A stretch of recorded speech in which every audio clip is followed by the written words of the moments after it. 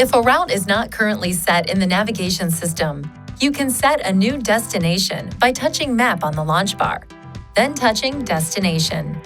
Touch an item on the screen to set the destination as your home address, if it has been stored, a street address, a point of interest, such as a gas station or restaurant, a previous destination used by the system, your work address, if it has been stored, an entry from the address book, the center of a chosen city, an entry located with Nissan Connect services if so equipped, an intersection of two streets, a location found by phone number, a route previously stored in the system, SXM travel link if so equipped, points of interest from the current map location, set latitude and longitude coordinates for a location, or a destination set with a smartphone application using door-to-door navigation.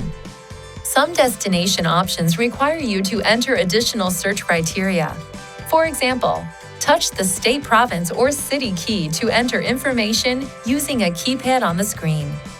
Once you have entered a portion of the state or city name, touch the name on the screen.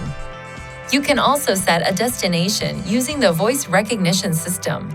For example, press the talk button on the steering wheel and then say Points of Interest, followed by the name of a specific point of interest.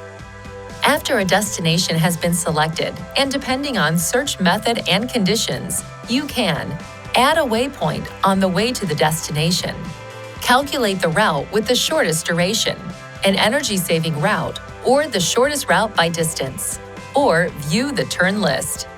Touch Start to begin route guidance. To move a destination after it has been set, press the Map button. Touch Route. Edit Add to Route. Add destination or add waypoint.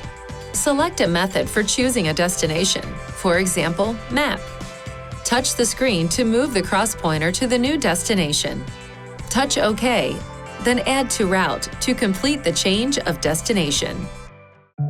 Please see your Nissan Connect Owner's Manual for important safety information, system limitations, and additional operating and feature information.